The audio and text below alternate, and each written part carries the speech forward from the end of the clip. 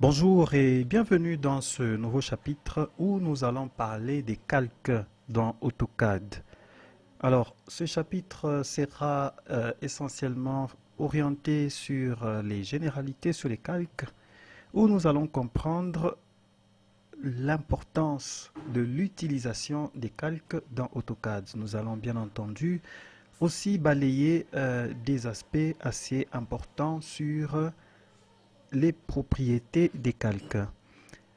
C'est quoi les calques dans AutoCAD? C'est une couche, un ensemble de couches de dessins qui sont empilés les unes sur les autres afin de faciliter l'exploitation d'un dessin ou des plans suffisamment complexes. Je peux donner l'illustration des plans d'architecture où nous pouvons trouver des immeubles où nous avons sur le plan beaucoup de choses de différentes natures, telles que le mobilier, le mur, les portes, les fenêtres, la plomberie, l'électricité. Alors l'ensemble de ces éléments sur le plan, s'ils sont superposés, ça vous fait un projet suffisamment complexe. Et pour pouvoir le traiter de la bonne manière, dans le dessin assisté par ordinateur, on le traite sur le calque. Nous retrouvons les calques sur l'onglet Home, sur notre interface de travail. Sur l'onglet Home, nous avons le groupe de fonctions Layers. Alors, les Layers, ce sont là les calques. Et nous pouvons, pour en savoir un peu plus, nous appuyer sur ce projet que nous connaissons assez bien. Sur ce projet, quand je vais cliquer sur la liste déroulante là, je vais me rendre compte que je l'ai réalisé sur plusieurs calques. Et chaque calque contient des informations spécifiques. J'ai la possibilité d'entrée de jeu, par exemple, de masquer ou de désactiver un calque, par exemple celui-là. Si je l'ai désactivé, je peux voir que les informations contenues sur ce calque disparaissent. Je peux faire un clic, je le désactive, je fais un clic, je l'active, et ainsi de suite. Et donc, nous avons le gestionnaire de calque juste à côté pour en savoir un peu plus. Alors, pour le gestionnaire de calque, voici ce que nous avons. Nous avons la liste de tous les calques de notre projet. Et là, nous pouvons voir directement que les calques contiennent des propriétés. Les propriétés dont les plus utilisées que nous pouvons voir là. Et la propriété la plus fondamentale ici, c'est le nom. Donc, quand on définit un calque, on définit par son nom. Nous avons le statut de l'autre côté que nous pouvons rendre courant. Là où c'est couché en vert, nous remarquons que c'est le calque qui est considéré comme le calque courant sur lequel on est en train de travailler. Nous avons par exemple la propriété de verrouillage. Ici, quand un calque est verrouillé, nous ne savons pas apporter des actions dessus. Il y a la propriété d'impression de calque. Si je fais un clic, je désactive cette propriété, à ce moment-là, tout le contenu de ce calque ne pourra pas être imprimable. Il y a la propriété de couleur.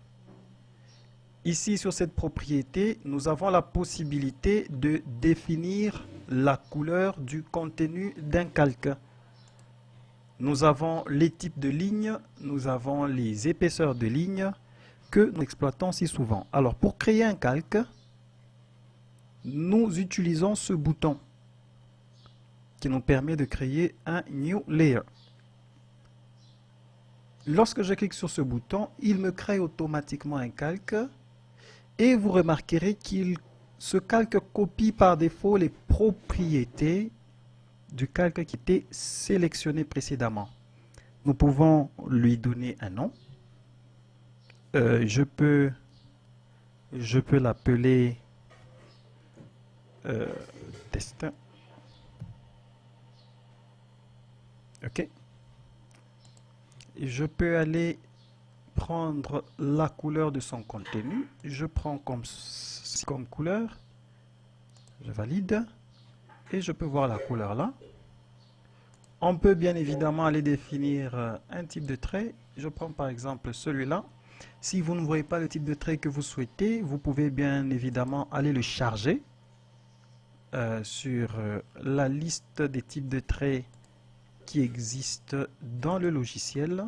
Alors j'ai chargé celui-là que je prends. OK. On peut définir bien d'autres propriétés. Alors je vais d'abord m'arrêter par là et je vais définir ce calque comme étant le calque courant.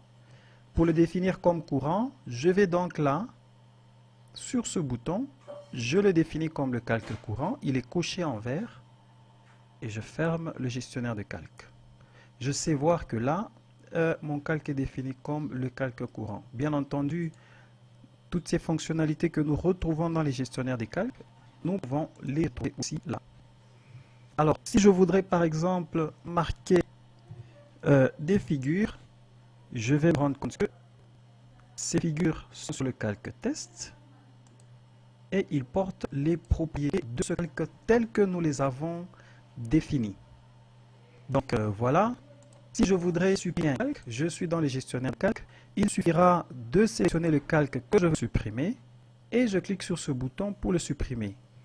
Alors évidemment, il y a certaines contraintes pour pouvoir supprimer un calque.